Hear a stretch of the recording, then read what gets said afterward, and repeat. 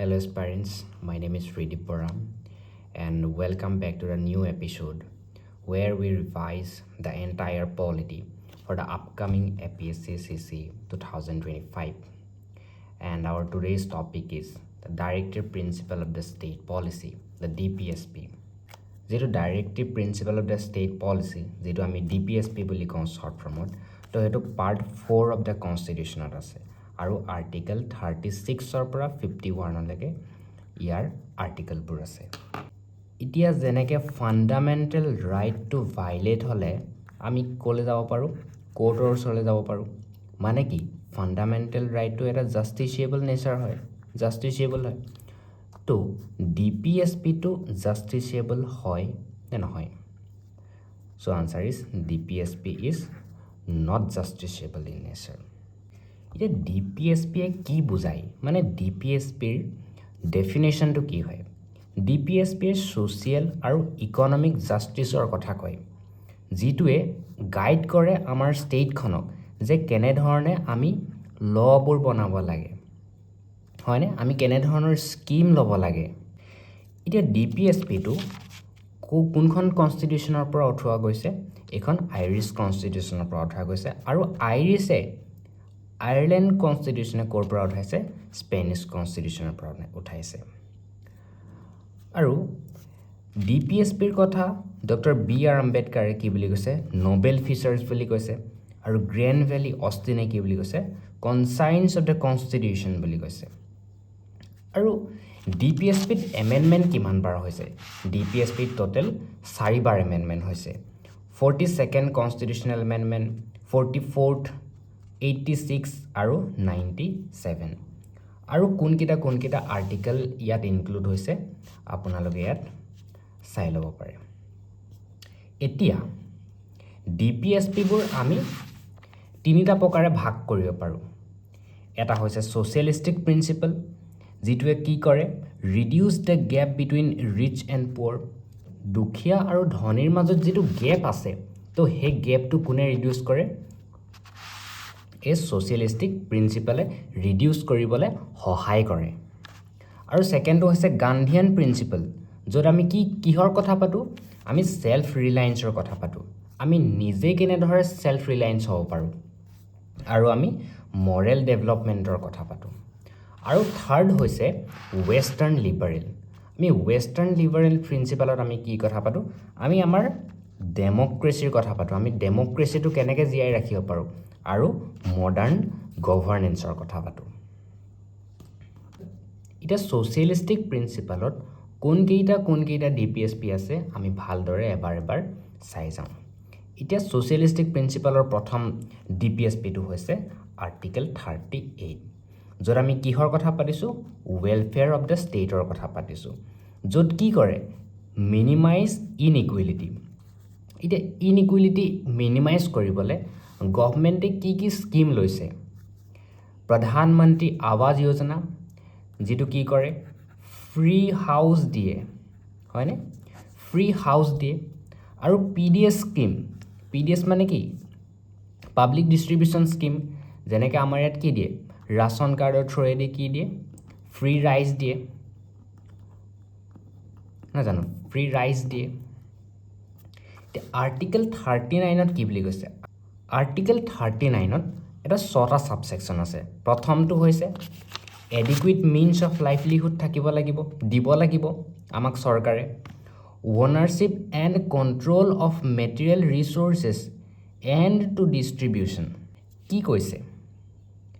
যাৰ ওচৰত বেছি মেটেৰিয়েল ৰিচোৰ্চেছ আছে, তো সিহঁতৰ পৰা আনি আমি কাক দিম? যাৰ ওচৰত নাই। যেনেকৈ fixation of ceiling on land holding act. এজন মানুহ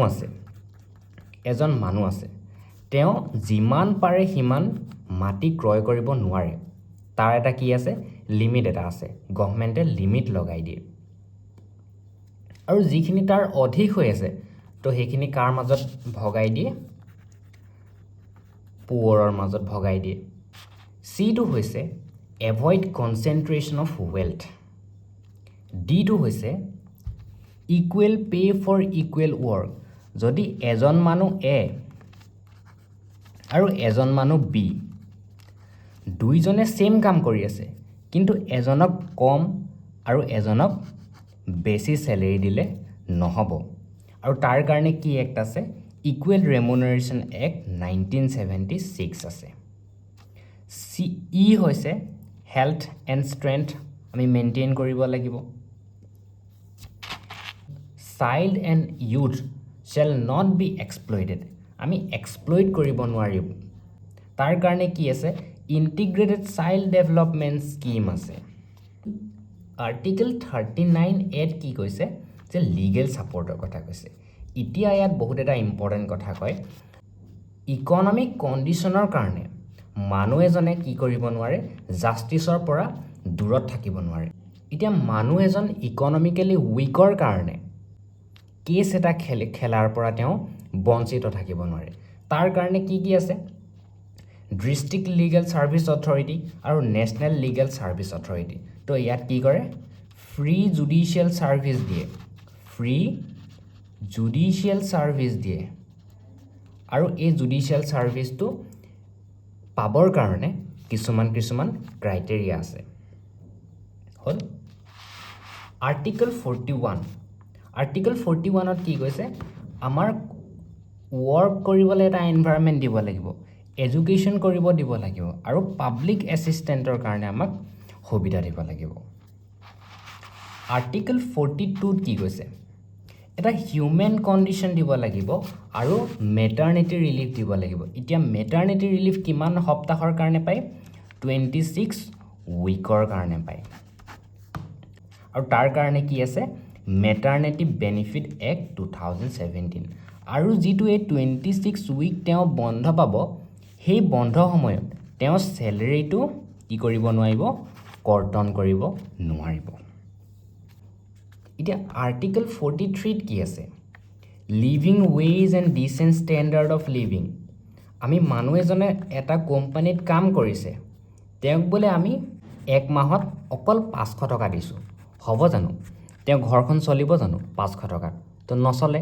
তো এইটো দিলে নহব এটা লিভিং ৱেজ দিব লাগিব যাতে তেওঁ ভালদৰে এটা decent standard of living maintain কৰি থাকিব পাৰে আৰু তাৰ কাৰণে কি এটা এক্ট আছে সোশিয়েল সিকিউৰিটি এক্ট 2008 আৰু নেক্সট আৰ্টিকল হৈছে আৰ্টিকল 43 এ য'ত কি কৈছে participation of worker in the management of company মানে ধৰা হওক এটা কোম্পানী এই জেগাত কাম কৰি আছে কিন্তু কোম্পানীটোৰ মালিকৰ মন যে তেওঁ এই কোম্পানীটো জেগাডোখৰ কলে শিফট কৰিব বিলে শিফট কৰিব এতিয়া তেওঁ যিটো এটো শিফট কৰিব তো হেতু সন্মতি থাকিব লাগিব ওয়াৰ্কাৰখিনিৰ বা এমপ্লয়িখিনিৰ কি থাকিব লাগিব সন্মতি থাকিব লাগিব আৰু নেক্সট হৈছে আৰ্টিকল 47 য'ত কিহৰ কথা কৈছে পাব্লিক হেল্থৰ কথা কৈছে এতিয়া পাব্লিক হেল্থটো আমাৰ কি থাকিব লাগিব মেইনটেইন থাকিব লাগিব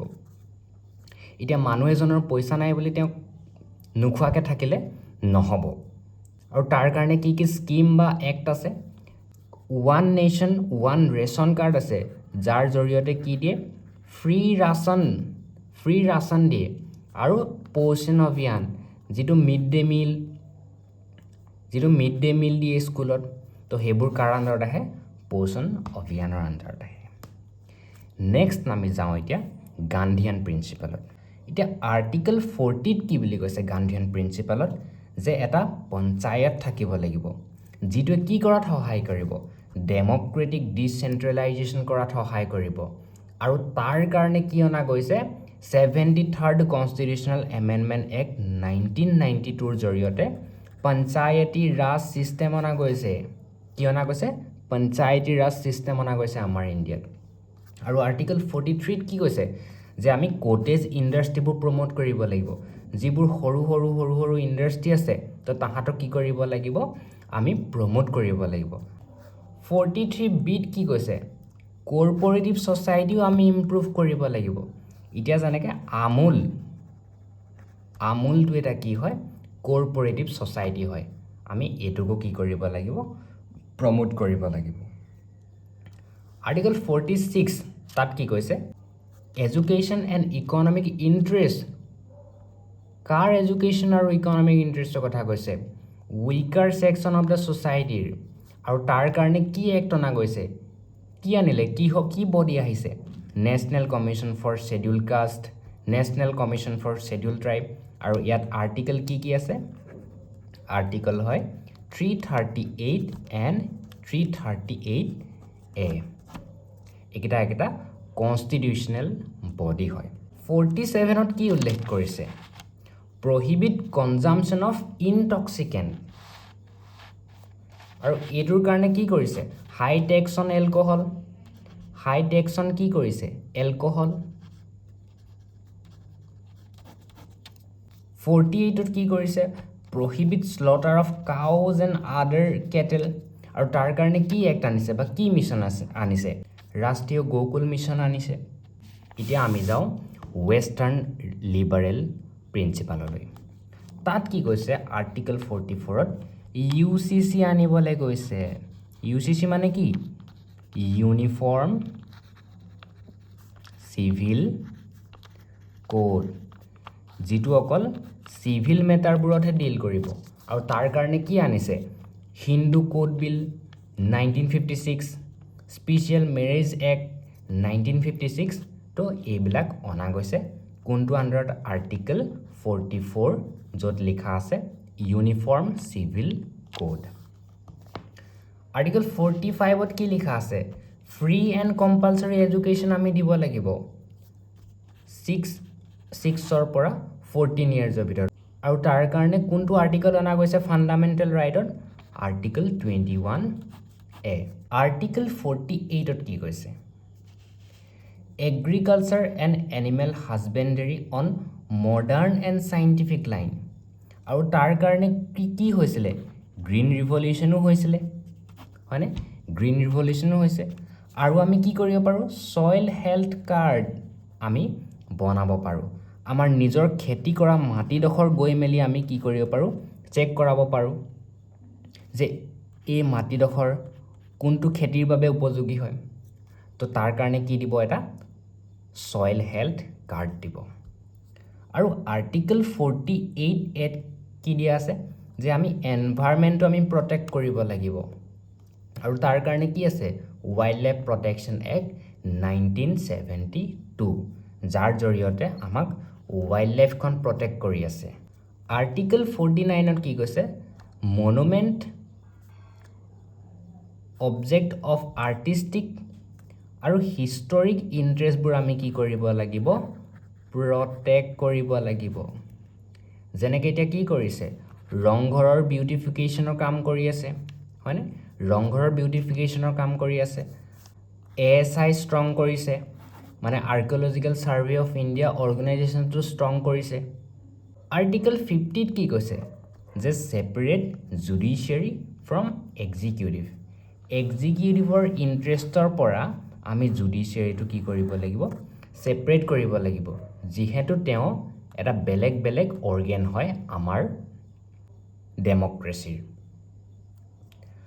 আৰ্টিকল 51তো আমাৰ 4টা সাবসেকশন আছে য'ত প্ৰথমটোত কি বুলি কৈছে ইন্টাৰনেশ্যনেল পিস এণ্ড সিকিউৰিটি আমি মেইনটেইন কৰিব লাগিব maintain just and honourable relation between nation respect for international law and treaty আৰু encourage settlement of international dispute by arbitration আমি তাৰ কাৰণে কি কৰিছিলোঁ নাম মুভমেণ্ট চলাইছিলোঁ নন এলায়েন্স মুভমেণ্ট যে আমি USSR ব্লক আৰু US ব্লকত কোনোটোতে জইন নহওঁ আমি কোল্ড ৱাৰৰ টাইমত